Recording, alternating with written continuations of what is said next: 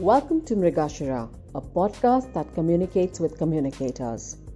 This podcast is a tribute to our fantastic fellow professionals, colleagues, and friends. I'm Charu Raizada, and this podcast is brought to you in association with Digitales. As doing business in global markets becomes essential, it's time for communicators to meet the demands of cross-border, multi-country communications. How can companies create seamless campaigns across geographies in line with local culture? What makes the customer, the media, and the government unique in each country? These are some of the questions we asked our guest, Eleanor Tan, Global Head Corporate Communications. Eleanor is a senior communications executive with international experience and has had a front seat in internal and change communications. She has led communications for 14 APAC offices, driving and implementing programs, working in close consultation and partnership with regional and global leadership teams. Stay with us on Mrigashira. Hi, Eleanor. Thank you for joining us on Mrigashira. It's my pleasure. Thank you for having me. Eleanor, you have experience working across 14 APAC countries and cities, and I really envy you there. You have implemented programs working in close consultation and partnership with regional and global leadership teams. How difficult or easy is cross-border communications? Topmost challenges. I think it's understanding that each and every country has their own cultural nuances. There are different stages of development as well. So, it's being sensitive to this cultural and national and international boundaries, I would say. And, you have to be mindful as you do communications, actually. I mean, APAC itself is pretty diverse, actually. I mean, you look at Southeast Asia itself, where Singapore is already a hub in itself, and then you look at the wider East Asian economies as well, and of course, in the Pacific as well, where you have Australia and New Zealand. So it's pretty varied, I would have to say. But I think at the end of it, we must remember that when we communicate, we don't do it in a vacuum. We are actually communicating to people.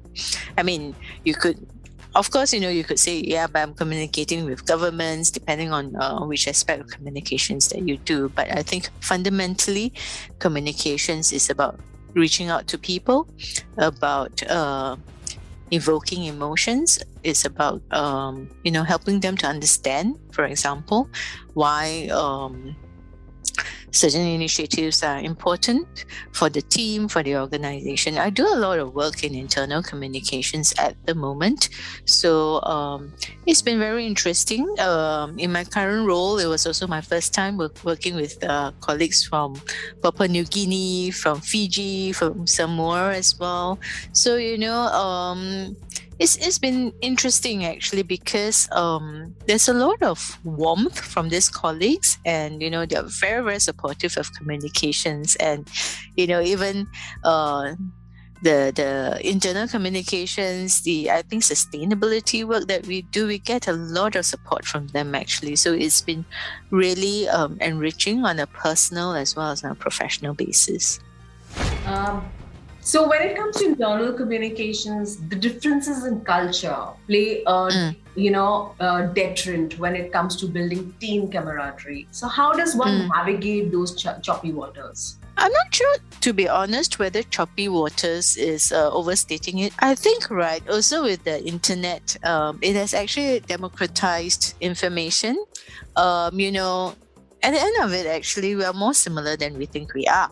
So, it's also understanding one another's cultures, nuances, and appreciating it, actually. I think effective internal communications is really respecting what your colleagues, the cultures that they work and live in, actually, and being mindful of that. I mean, I will give you an example as simple as organizing my global town hall meetings, actually. So the bulk of my workforce in my current organization is in the Pacific region. So I'm based in Singapore, so they're easily 5 hours ahead of us. So for my global meetings, I usually put it at 11 o'clock Singapore time so that it's not too late for my colleagues in the Pacific Islands. And most of us in Singapore can attend it actually. So this one way of how we work with them. And, of course, if we really can't find an ideal timing, also because, there are a lot of different offices that we work in, and we have to do something that's not at hours that are conducive to them. I think it's offering recordings on our intranet as soon as possible. Is about sharing write-ups or takeaways, through my newsletters, through the intranet, so that we engage them as much as possible actually. And I think also before we roll out key initiatives, to also engage with my colleagues, my country leaders, to ask them, what do you think of this initiative? Would it work in your country? Are there any cultural nuances or references that we need to be mindful of actually? And I think it's also understanding, what is language that most of us would understand actually. I remember in one of my previous workplaces, right? We get a quarterly newsletter. So our colleagues in the US were writing about MC Hammer. So that's, a rap artist. So as someone from my region who totally didn't understand, and she called me and this is from a Southeast Asian country. She said, what is this MC Hammer? Is it a toolkit or something like that? So these are little things that we learn and we pick up along the way. And, I'm hopeful that, with the internet and the access to information, that more of us will become culturally fluent actually in the days to come actually. Yeah. And I find that when I engage with my colleagues across the region, actually when you take genuine interest in their cultures, they're really proud to share with you. This is what we do here, for this festival we do here, for Independence Day we do this. So, it's been a really fun experience actually, interacting with other cultures as well. If I'm going to take culture beyond people and what they do to really characteristics of human nature, what are the challenges you face? As people, culturally, we are very different. Where we've been brought up shapes us in a big way, in the way we think, our values, or the way we work. So how do you navigate that? Understand how your colleagues want to be communicated to. Understand their working styles as well. I think it's having that basic respect for colleagues. If you are not sure, ask. And I find that, when it comes from a position of wanting to help others, wanting to achieve common goals together, having that common understanding and language is important. And I find that it actually can help you go a long way, actually. The way I look at it is, it's a somewhat simple answer, but I find that it has been effective for me, actually. So as communicators sitting in India, what are the things we need to be mindful of when it comes to the media, when it comes to the government or the customers, wanting to work in some of these APAC markets? I think you're right. The media, a lot of them do want to run stories at about the same time as every other person, because online media, basically there's no restriction in terms of your hot stone and that kind of coast, where you lay the physical newspaper to bed, right? So I think there is always that hunger in wanting to run stories quickly, number one, and number two, to be able to differentiate their stories as well. So I think, when you work in country, if there's actually a angle that is relevant to that country itself, it'll be good to actually highlight that as well. And I think, if it's, a lot of the places that I've worked in, they do have close ties, they work with government officials and all that. I think it's also helpful to, for example, when you have a press release announcing a major initiative, to also include them as well, because, especially if you know them and you want them to be aware of what you're doing, to I think, build up that awareness and possibly goodwill to also include them as part of your information sphere, the way I look at it actually. I think, I've worked quite a bit with media that's based in China. So I think, there's real hunger in China. I mean, it's really inspiring. I always tell my colleagues in China when I went to visit them in Beijing and Shanghai, if only I could bottle their energy and bring it back to Singapore when I'm tired, I'll just guzzle it or something. It'll be amazing. I think, that is reflective of the media that I work with as well. They're always very, very keen to find out, why is this happening? Why are you doing this? And what benefits does it bring for consumers or for people in China or in the industry that the news is for actually. So there's a real buzz and energy I find working with my colleagues in China, working with the media in China. I find that for journalists who are just starting out in other countries, they really appreciate you spending a bit more time with them. Doing a bit of tutorial, I would say, about your industry, about trends.